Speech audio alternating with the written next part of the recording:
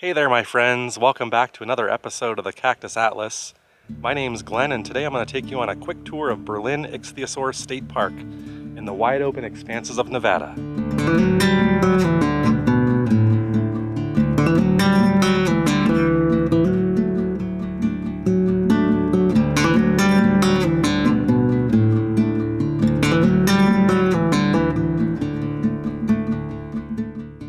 As you can see, we've already entered the park, and that's because I camped here last night. And yes, we do or will have a campground episode published to feature that in a separate video. Today is a exploration, I should say, of the park itself.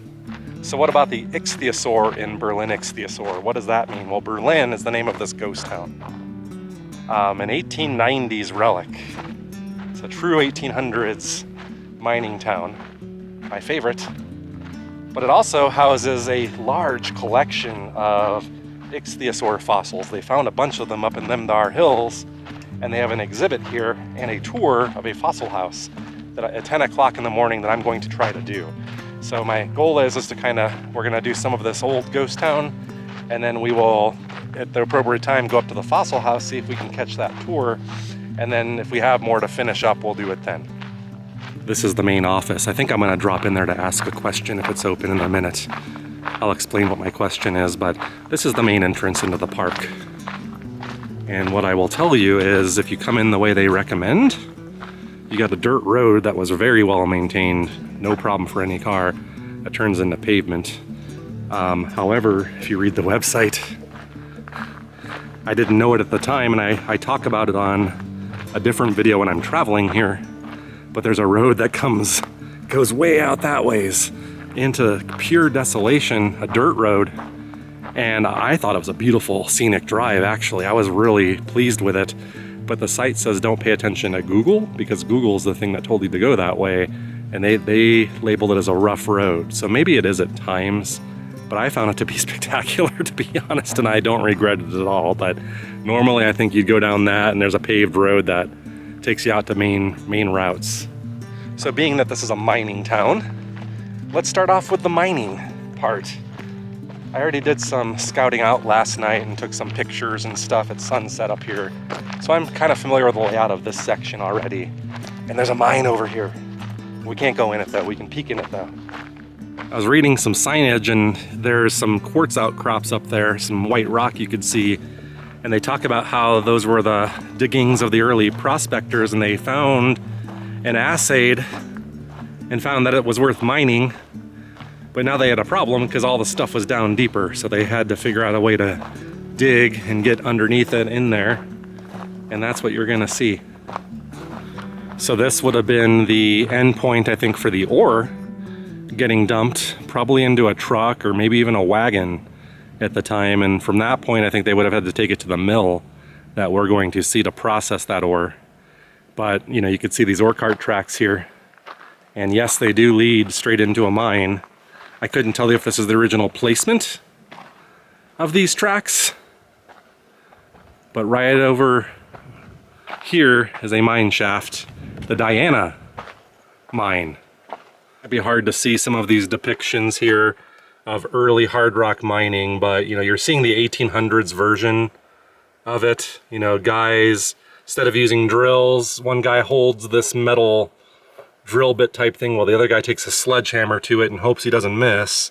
So this was that age, in the late 1800s, where maybe technology started getting better. I do see some drills, I think, here in this pile. But yeah, this would have been the hard labor in mining. Not saying that it's easy today either, but typically today they just dig out of the earth. Back then they had to dig deep and find veins and then follow the veins. And the sign said there, when they prospected up on that hill there, the assayers said it was worth mining, and they found some veins that were up to 5 feet thick after they started digging down in here. And then the rest is history. I didn't see anything about getting tours for this, but maybe they do. This is the Walter Bowler Tunnel, and right about here you feel the coldness. And this tunnel was 500 foot long before 1905, And then in 1947, it looks like there's a contract to add an additional 650 feet.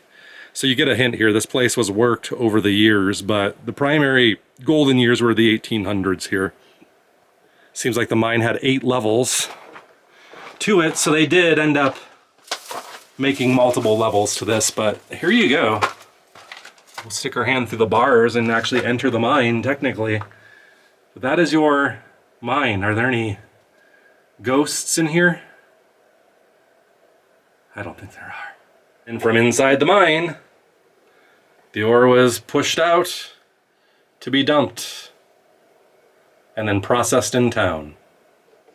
All right, well, that's cool. I always like poking my head into old mines. I might even walk in a ways into one like that if it was open, but not. I'm not doing multi-level stuff. I'll go in a tunnel a few feet, but it's probably the most you're gonna get from this channel. This isn't one of those mine exploration channels, although I do love those. I watch a lot of those. And this looks like quartz here. To me, probably the same material we see up there. So I think I've read that quartz, that's where you can find gold veins and things like that. So I guess if we find quartz in the wild, we gotta assay that. See a lot of old piping laying around here. And in the background here is our first structure we'll inspect. It's an old blacksmith shop. And all of these have interpretive signs on them. There's also a brochure you can print out if you choose, which I did. Okay, so our first building here, blacksmith shop. I assume all of these are mostly original, if not all original, and I'll explain why I think that. But let's see here. We can't go into these, unfortunately. I think they're all closed. Some of them you can peek in, but looks like the blacksmith shop was here so they could tend to the drill bits and the things they needed inside the mine. So someone's job would have been, or maybe they shared that duty, I don't know, but they would have had little shops like this everywhere so they could do that work and keep their tools operational for inside the mine. And most sites we visit, there's always a blacksmith shop. Now I've been trying to film in some of these windows. They do put stumps and things for you to peek in places, and some of them are original on the inside, but you could see it's really hard to not get reflections on these windows here. So some of the time we're not going to be successful and you're just going to be staring at me trying to peek in. All right, I'm going to head back up to the town, the main part of town, and we'll walk around that, and then I'll keep an eye on time so we have time to hit that 10 a.m. tour of the Fossil House. All right, so a quick piece of not the greatest news, but not horrible. So the Fossil House tour, where you can see the Ichthyosaurus fossils. There's a fee for that. It's $5, a measly $5, but they don't take cash, or they only take cash up here, which I do not have on me. It's such a rare thing when you need it.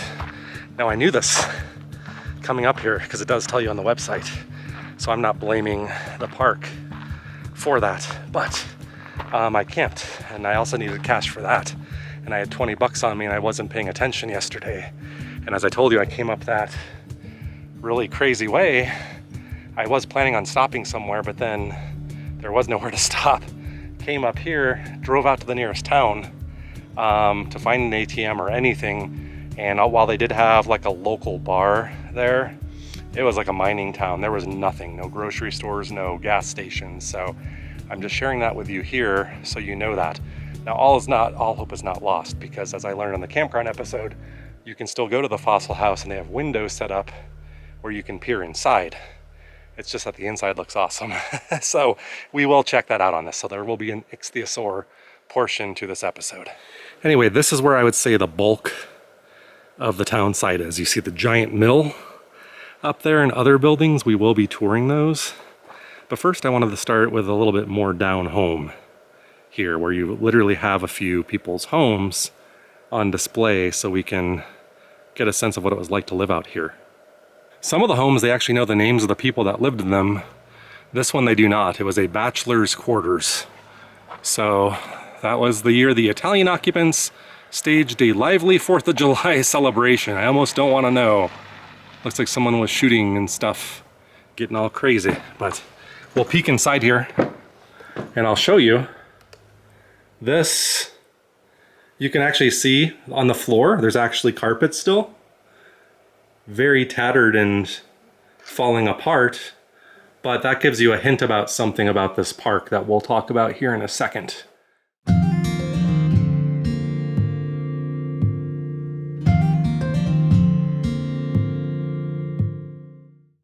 We have a friend here. It's a beautiful black cat. Come here. Come here. It's okay. You're a friendly neighborhood cat, huh? Are you a spirit of one of the people that lived here? Come here. Come on. You come to me.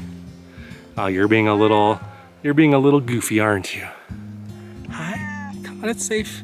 I know you want to hang out. You're a hunter, aren't you? You probably hunt mice and keep the place clean. You actually look very well groomed. I wonder if you live inside someone's house. You're a beautiful cat. You're very trusting. You gonna rub on me? Oh, you're not that trusting. No sudden movements.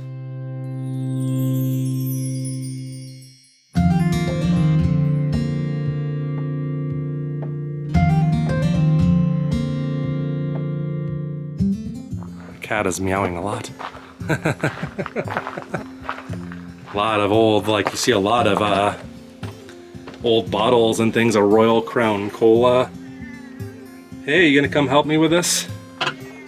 What? You're a grumpy one, huh? Yes? You are very talkative. I like animals on the Cactus Atlas. We like animals, huh? I hear if we ignore cats, they come over and they talk to you, and then that's you're rubbing my legs just like my cat rubs my legs, huh? Yes. I don't want to get ringworm today though. Don't be so jumpy. You're like my cats. They're very comfortable and then they're very jumpy at the slightest thing. You don't know me though. So you're just being cautious, I think, huh? You're just being cautious. Come on. I see you making little air biscuits there. I see you making air biscuits. Hi. Oh.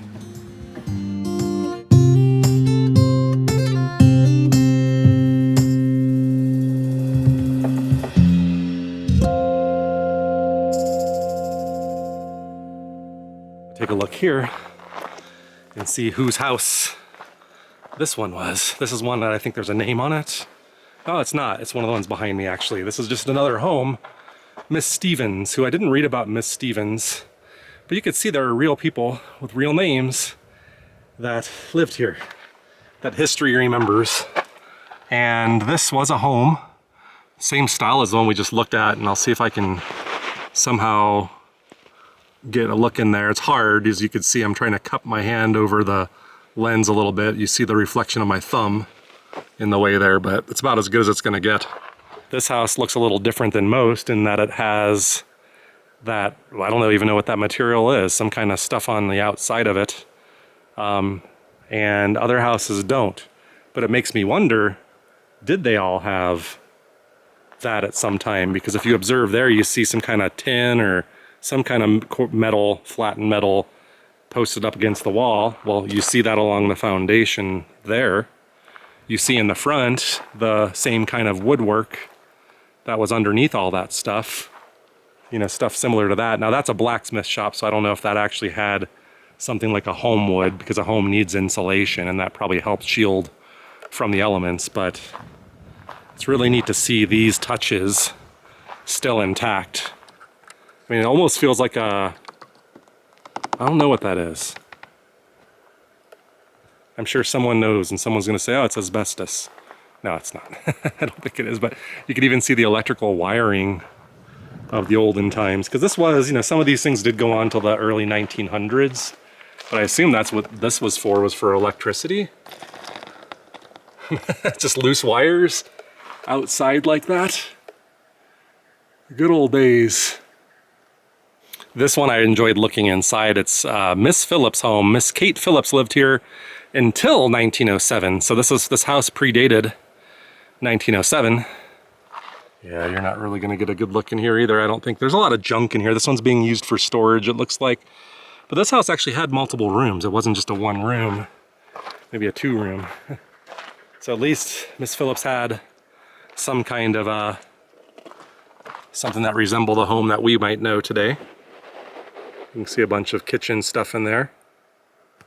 I presume all original stuff from the era. Anyway, I think you get the gist so far. Let's just review. Old 1890s mining town in a state of arrested decay, original buildings. Right up our alley for the Cactus Atlas with the views to boot. Now let's get into the main part of town, shall we? Now this beautiful specimen here, not too far from the big mill, is the old assay office where they would test ore to see how profitable it would be to mine in certain areas. Right outside the assay office was a bunch of old glass that I think people find on the property. You're not supposed to take anything with you, by the way. I see a lot of this. Actually, that's not the one that I saw. There's purple glass that I kept finding down by the mine, and I saw more of it. Like right here, look at this. This seems to be a pretty common color. It's kind of got a purplish tinge to it, if you can see that. I don't know what that is. Once again, maybe I'll be able to get my other camera. Been having better luck with the other one, but it looks pretty cool in there.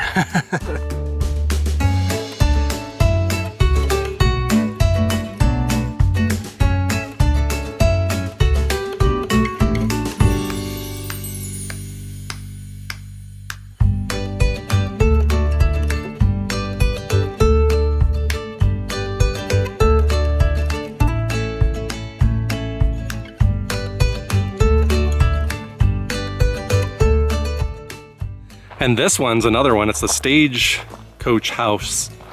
And there's something on the outside that's really cool that I'm gonna show you. But I also poked my camera through there and saw some cool stuff on the interior, which I'll describe what I saw in a second. I thought these were actually pretty cool. I took pictures of them last night. I didn't look carefully, but these are old. There's a license plate from California from 1936. It's the oldest one I see here, and I see a lot from the 40s, 45, 49, 41, lots of old license plates if you like transportation history stuff. I didn't notice when I was poking my head in there was this jar of rattlesnake rattles. You see that?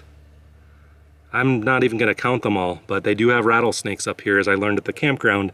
Didn't see any, but there's warnings about western diamondback. So I didn't notice it. I thought it was out of a jar of grubs. At first I was like, no, those are rattlesnake rattles. The inside of this stage house looks lived in today. There were some books in the background. It looked pretty cozy in there from what I could see with my other camera. So I guess these stage drivers got a good deal. So I don't know if it was communal living or if they were devoted to this whole residence, but one of the nicer sizable ones, but it says that the horses were also boarded in here, so I don't know if there's like a small stable or something attached, but I don't know, maybe they just slept with their horses in bed back then. The only thing that would be slightly worrying, and I don't know if this was happening during the time, is why is there a giant pile of waste rock like right behind this thing? I mean, gravity's gonna bring that down inevitably with heavy rains and stuff. So it doesn't seem like a very good location for that building, but what do I know?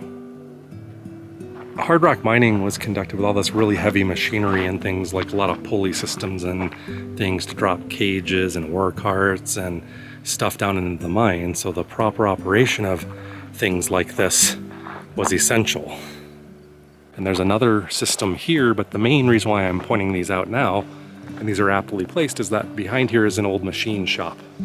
The shop where they would have maintained heavy equipment and metal equipment like this.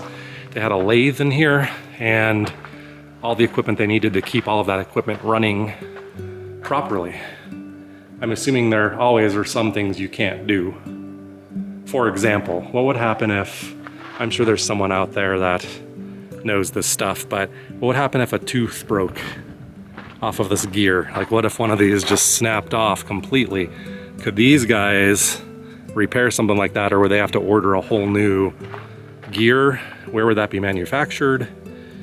A lot of these things were manufactured in San Francisco or other big cities that aren't exactly right down the street here. But it kind of goes to show you, though, for the most part, these mining communities were very self-sufficient. They handled all of their needs, the machining, maintenance of all of the equipment, and blacksmith shops. They even had a prostitute here. I mean, come on, they thought of everything. I think the prostitute house was up the road somewhere. I don't know if it still stands today, but we'll find it. But yeah, I admire that, these self-sufficient communities that probably took care of most of their needs. And now the last of the buildings in this particular immediate area.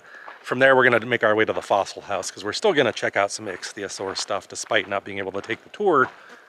But this thing here, I think, is maybe what impresses me the most.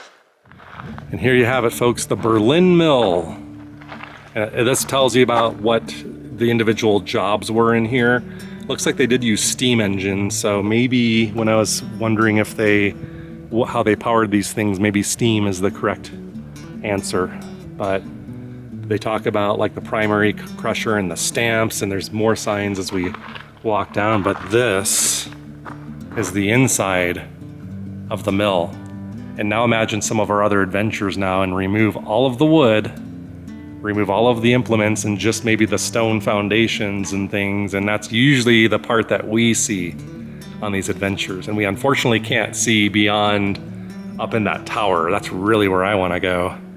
But back up there are the stamps, and I'll zoom in on them for you when we get around that side. But isn't this spectacular? This is amazing.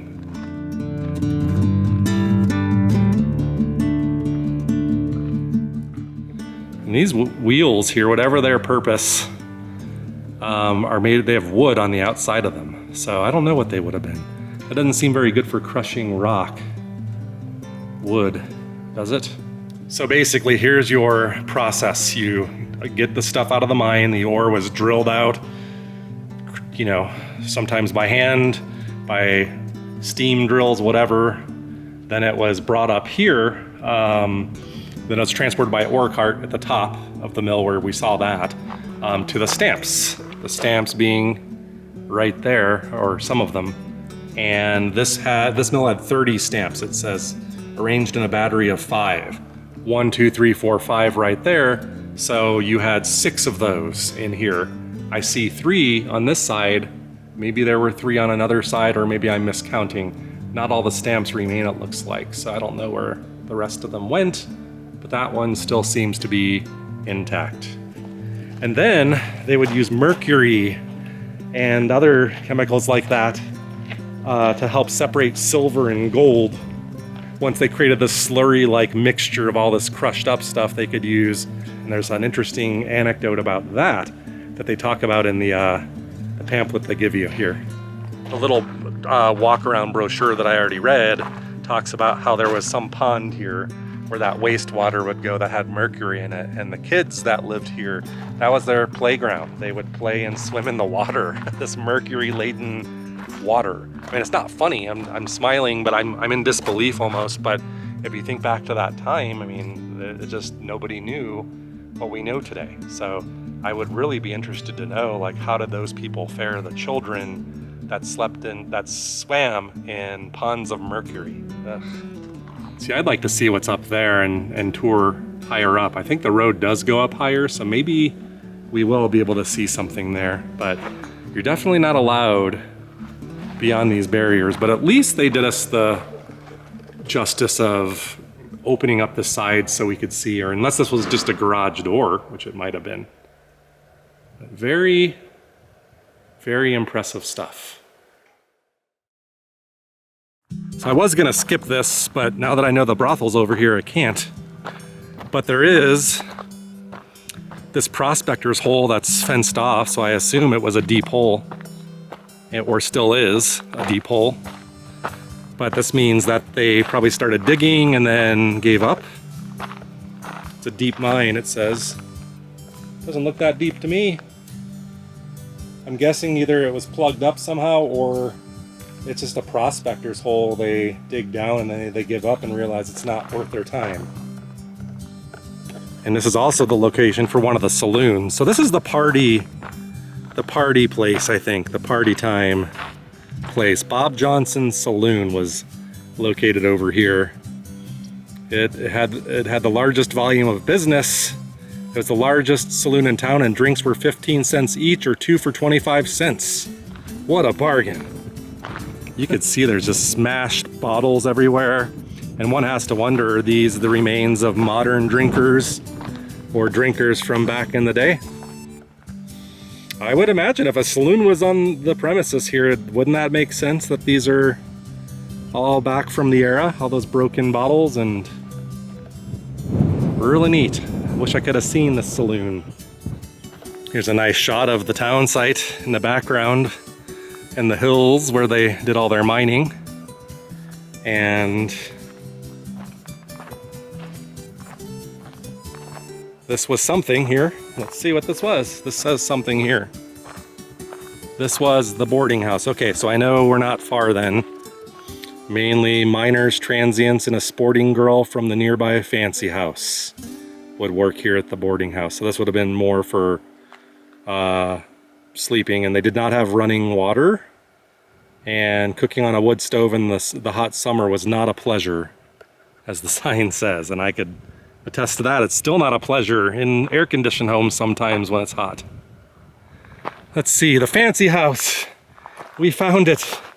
The fancy house. Well, this is a fascinating little history. I'm reading the information here about this. So I don't know where the building was originally positioned, but they said there was a fence in front of it that had a corral where the saloon customers would bring their horses, and the only way to get into the brothel was to go through the corral. And it said that the prostitute that worked here and the people didn't seem to mind the smell of the corral. But they actually have the name of the person. She was a Cuban woman. Her name was Angela. She spoke both English and Spanish. She occasionally helped when she could at the nearby boarding house, and that's about it. She could not read or write. I take that back. The prostitute could read or write. The owner of the boarding house could not. So the prostitute took care of the reading and writing. Interesting. Very different time, right, kids? Very different time to live in. And I kept seeing in the literature, they kept talking about, when it talks about the town had a prostitute, singular, it wasn't prostitutes. Every publication ever it says prostitute. Well, I guess that was the prostitute. This was, I think it said it was around 1904-ish, turn of the century. Okay, we're getting up here now. There's the town site below and the big mill. Now we get to enjoy it from over here. Very pleased I came up here. So if you remember how I was surmising the machine shop and the stage house is right at the bottom of these piles. And then over here, aha, it's the actual Berlin mine with the hoist house still intact. This is cool.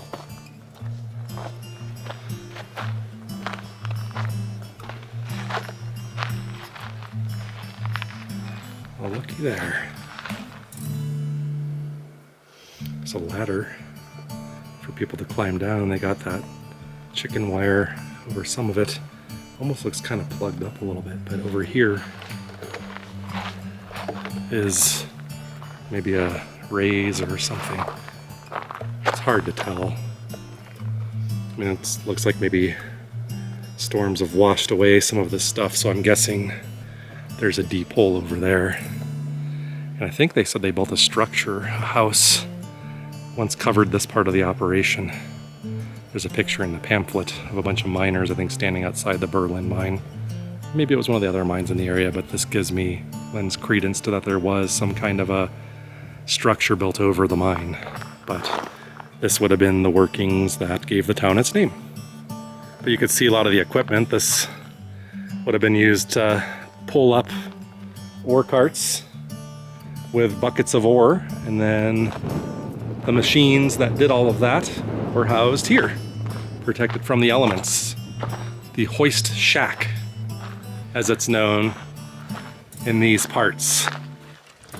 And here is some of that machinery that we've been talking about and seeing. Looks like there's a gasoline can, so I don't know if this is a later era gasoline powered device. It's on a concrete foundation, just like very similar to the Vulture City equipment that we've seen before. So I'm gonna guess this was maybe from a more modern era, and it's more fuel powered, not steam powered.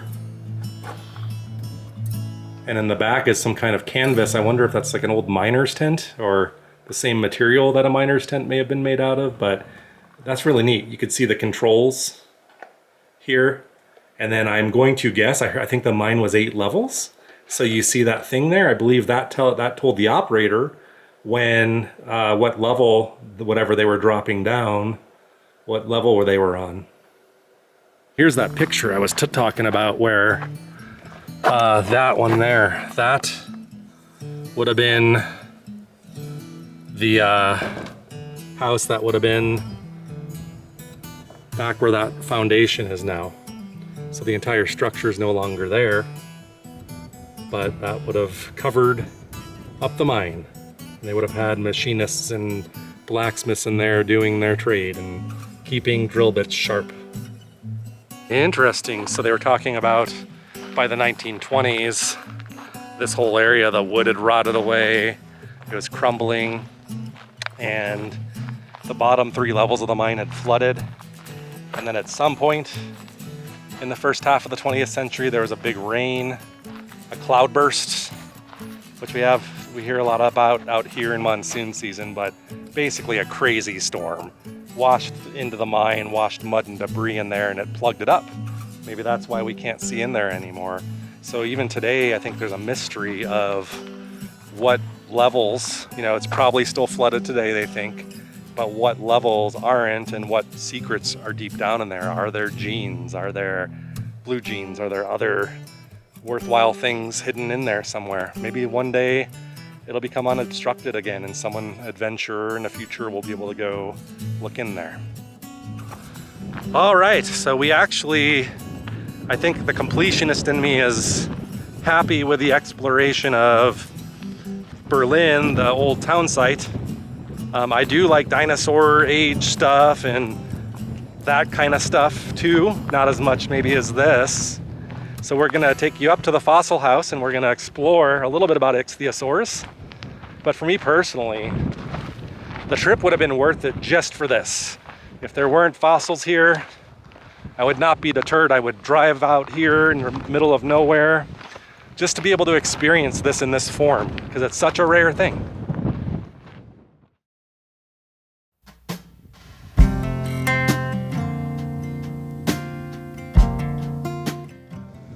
So it's this where we missed a tour at 10 a.m. It's now about 11 a.m. And I'll give you some facts about that, but you can see one of the 2 windows that you can peer through. So here is a depiction of an ichthyosaur, which was a reptile, but not a dinosaur. All right, so let me give you some Wikipedia level knowledge of ichthyosaurs, or read a few blogs and scientific articles about it, but nothing extensive. These things lived during the time of dinosaurs. They're not actually dinosaurs, but they are reptiles. They had to breathe air. Almost dolphin-like is the best comparison I can make. And from an evolutionary perspective, they have a similarity with dolphins in that these were once land animals that went back into the sea. Reptiles that had made their way to land, but then did a reverse and went back into the sea, just as dolphins were mammals that went back into the sea. And they still have to breathe air. But let's be clear, one we're talking mammals and the other one we're talking reptiles. But everything I read said these were not officially dinosaurs, but during their reign, they varied in size from a few feet in length to, I've read they found some that they estimate to be about 80 feet in length. So I don't know if that right there is a good depiction of size. That very well could be what some of those things look like size-wise. And I would be afraid of that. I would not want to mess with that. Imagine scuba diving in a early sea, and you turn around and you see this eyeball staring right at you with these conical teeth. They weren't sharp like shark's teeth, I read. I think they were more like conical and shaped, but I'm sure powerful jaws that could do a number on this prey.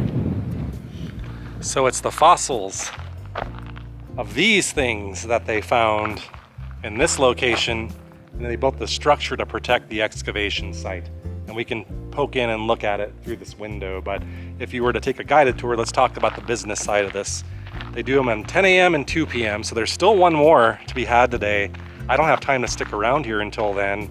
My plan was absolutely to go take the tour and not poke in the window, because I kind of already did that on the campground episode, but at least now I'm giving you more facts to go with the presentation. But basically, they only take cash. I don't have cash, so I'm out of luck. I used all my cash for the campsite, and it wasn't occurring to me in my mind. I had thought about it in advance. It's not the state park's fault. It tells you that on the website.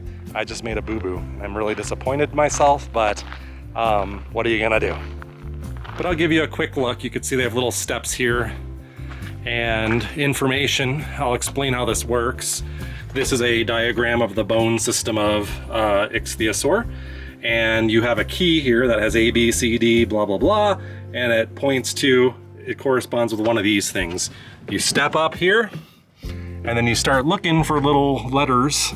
I'm gonna use a different camera to get some better shots, but I see D, for example, and it's not clear, it's not abundantly clear what it is you're looking at. You kind of have to use your imagination. And on the other side, I'll give you an example of that. D is supposed to be the vertebrae or backbones. And I think I know how that works, but I'm gonna show you on the other side really quick before others show up.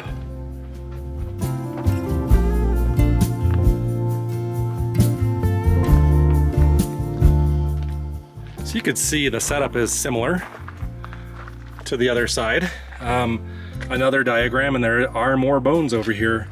And yeah, the reflection is a little bit more tolerable here if you have the right kind of setup, which I'm gonna do. But you can see in there, look at that. You can see how elaborate it is. But they left the things where they were found. It's amazing to me how paleontologists can tell what the stuff is and pick that out. Because to someone like me, I just see dirt and rock. But that is really neat. I love the way they did this. And there are other exhibits along the wall, it looks like, in places, not too many.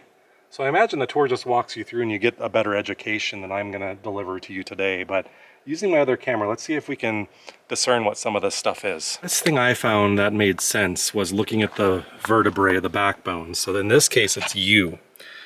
So you kind of imagine like cylindrical, like cylinders, really compressed cylinders all lined up side by side, right? So I'm kind of looking for cylindrical looking things. So keep that in the back of your mind. Now using my other camera to zoom in, there is U. And you see little flat pancake looking cylinder things. Those are the vertebrae. And I think the way that looks to me is, I don't know if those are like turned on their side and laying flat now, or if they once were like more vertical, kind of like that, like side by side. But you clearly can see the roundness regardless. And I just, to me, I'm guessing what happened, and the tour probably would clarify it, is that they were once upright and they just kind of fell over time. Or maybe those are the actual vertebrae in their original position. You can see pretty clearly are the rib cage bones. That would be R. They extend from the vertebrae, and the longest rib found in the park was 9 feet in length, indicating an animal that was 8 feet thick and 6 feet wide. And just as with you, there's R kind of blocked by a chain there, but there's your rib cage. You can kind of tell. They look long and bone-like to me. But they're not positioned like against the vertebrae where you would think they would be. So over time, I'm guessing shifting of earth and rock and stuff kind of pulled apart the various bones of this creature. And up above is a model of one of these things. That one looks more like the shape of a dolphin, I would say, Very dolphin-like, but reptiles. But they still had to breathe air. But that's a better depiction of what one of these things may have looked like. And I told you, if you read about it online, you'll see that some of these things got much bigger than that. And to me, I think it's fascinating. This is supposed to be one of the greatest examples of the concept of an animal, evolving onto a land animal and then evolving back into a sea animal, just like we mentioned dolphins. So I find that to be an interesting fact. I also was ignorant before here. If I heard ichthyosaur, I just would have assumed dinosaur, and that was pointed out in my readings that they're not considered dinosaurs, but they lived during that time, and eventually I think they were beaten out by another predator, the plesiosaurus, in terms of size and the apex predator of the seas. So, and eventually, yeah, they no longer are around. But we have dolphins like Flipper now. They're much friendlier than that, probably. So before we call it quits here, taking one last view, that's the road we came on, and I wanted to point out some of that other debris. These are the things that I'm leaving for you to explore when you come back. I always like to point out things that I didn't get to, like this darn tour, this measly $5 tour that I couldn't afford to technically today. Oh well. Well, folks, I hope you enjoyed our tour of Berlin Ichthyosaur State Park. For me, the Old West stuff was the peak of it all, but this was awesome too. I camped here, watch our campground episode, like the video, subscribe if you have not, and come back next week when we have a new video for you.